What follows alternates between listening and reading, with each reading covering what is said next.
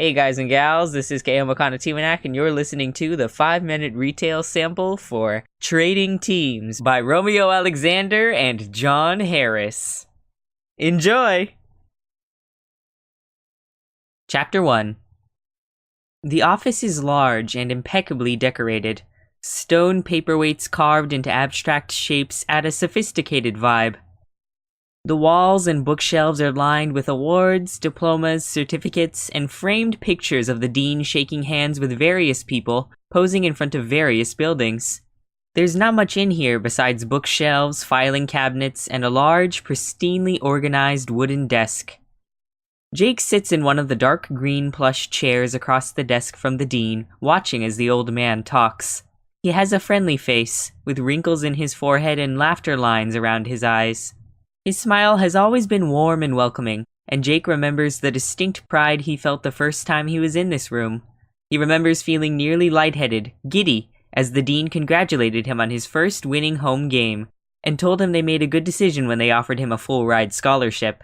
Now he sits here, dread feeling like lead in his gut, as the dean tells him that due to changes in the system, he's in danger of losing that scholarship. 2 points may seem like a daunting task, the dean says, not unkind and not without sympathy as he leans back in his chair, elbows perched on the arms, and fingers steepled in front of him. And doesn't need to be immediate. If we see you're making steady progress, we can give you the time needed to raise your GPA. You're a smart kid, Jake. If you simply apply yourself, spend time studying, and perhaps look into some tutoring options, you'll find yourself excelling in no time. Despite the dread coiling through his chest, Jake manages a tight-lipped smile. Thanks, Dr. Harrison. I'll do my best. The man's smile widens a fraction. I know you will, Jake. Our team needs you, and I know you won't let us down. He stands to leave and shakes the dean's hand, feeling robotic and stiff as they go through the pleasantries of saying goodbye. His smile feels painted on poorly, cracking at the edges. His voice sounds hollow and distant. He leaves the dean's office, closing the door gently behind him, and he pauses, glancing around the empty hallway.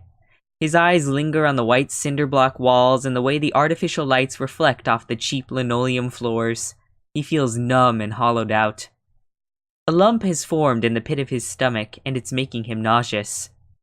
There's a buzz creeping across his skin, an itch that crawls beneath it, making him feel restless and anxious. His fingers curl into fists, then relax, over and over. How the hell is he supposed to raise his GPA by 2 points? No matter what the dean said, 2 points is a lot. A lot more than Jake ever thought he'd be capable of. And he has to make immediate progress or risk his scholarship being pulled. That can't happen. He can't afford to be here without it. His family doesn't have the money, and the idea of applying for loans large enough to cover tuition and living, when he should be getting a full ride, makes him dizzy with worry. All he wanted to do was play baseball on one of the most well-renowned teams in the region, get discovered professionally, and leave college with a passing GPA that barely matters in the long run. He's not an academic. He never has been. School has never been his thing. It's just a means to an end. A necessary evil if he wants to play ball. Pace brisk, body anxious, and running on far too much chaotic energy without an outlet, he goes down the stairs 2 at a time, leaping the last 3 before every landing. Whatever. He'll deal with this later. He'll think about it tonight. Or tomorrow. Or sometime. For now, he's just gotta get through the rest of his classes. Get through practice without his teammates knowing anything's wrong. He'll deal with it all later. As he steps out of the building, the rush of crisp autumn air cools his heated skin. He breathes it in deep, letting it fill his lungs and calm the ache. They're well into the first semester, and autumn brings the promise of winter. From winter, spring will come.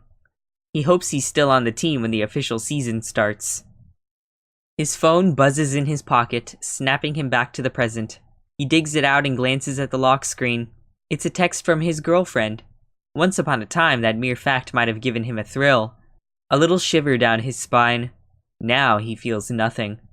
He wonders when it happened, but he's not surprised that it has. It always seems to happen with his relationships, and he's never been able to figure out why. Unlocking his phone, he reads the message. Cindy, where are you? It takes a moment for the context of the message to sink in, for memory to dredge up the remnants of what he's forgotten with everything that's happened this morning.